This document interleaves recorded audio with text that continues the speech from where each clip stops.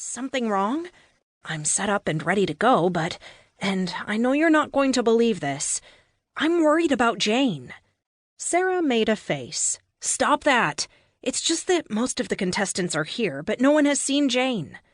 Emily darted a glance around the room, as if trying to manufacture a glimpse of Jane. Considering what had happened to the last person not to show up on time, Sarah understood Emily's fear. Marcus said he'd look for her, but one of the other contestants waylaid him because he didn't think his oven was heating right. Marcus is back? Straight from the hospital. Emily pointed at the stage. Sarah looked in that direction and saw Marcus deep in conversation in front of one of the 4 stoves on stage. She tried not to laugh at how Marcus dwarfed the man he was speaking to. His sling was almost longer than the other man's upper torso.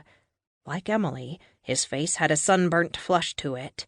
They appeared to be discussing something attached to a tube in the smaller man's hand. Sarah couldn't tell what was on the other end of the tube because it was stuck in the oven, but neither man seemed particularly happy. That looks like it could be a bigger problem than Jane being late. I wouldn't worry about her. She'd be the first to tell you she's a big girl. Emily's lips tightened in a grimace as she played with her scrunchie, redoing her ponytail.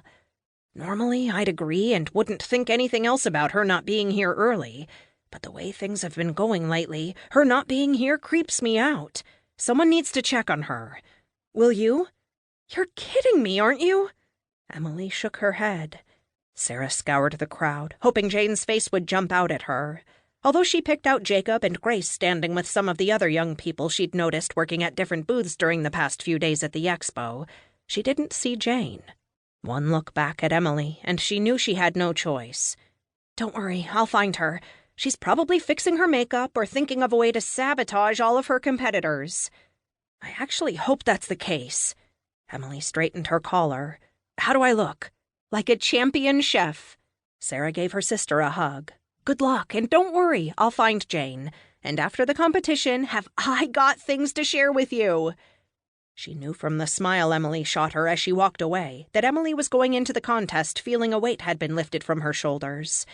The only problem was, Sarah wasn't quite sure how she was going to honor her promise.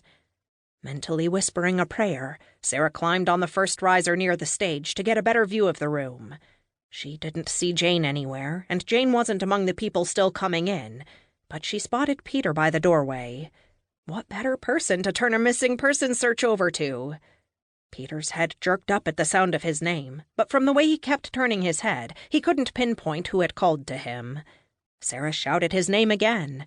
She knew he'd seen her when his face relaxed, and he moved in her direction. He sidestepped when a big woman barged between them. Watching the woman bodily force her way closer to the stage, Peter laughed. I guess I'm going to need to do some crowd control. What's up? Her words tumbled out. Jane's missing. The contest starts in a few minutes and the judges are all here, but no one's heard from Jane. Emily is worried. Jane's not here? Sarah swallowed. No one has seen her and the contest is getting ready to start. I ran late, but Emily looked for Jane. Em has a lot of complaints about her, but she said Jane's not one to be late for something like this. She's afraid something may have happened to her. I agree. Jane wouldn't be late for this competition. Did Emily check both exhibition rooms and the restrooms? I only did a cursory check of this room. I can't speak for Emily. Okay. Do you have your cell phone? Sarah bobbed her head. Did you keep my cell number? Yes. Good. Let's split up. You take the ladies' lounges, while I get a few of the Civic Center security guards to help me check the main rooms, backstage, and the loading dock. If you find her, call me. I'll do the same. Otherwise, I'll meet you at the main entrance in 10 minutes. Without pausing for a reply, he strode toward the far room, already talking on his cell phone.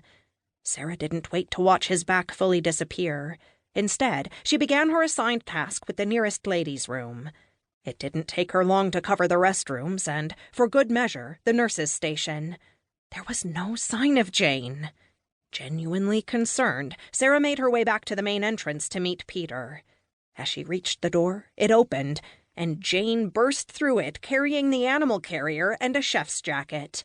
Jane thrust the carrier at her, and Sarah instinctively grabbed its handle. She peeked down to see what she now held. RahRah's scared little face peered through the wired end. Sarah found her tongue. "Jane, where have you been? We've been worried about you."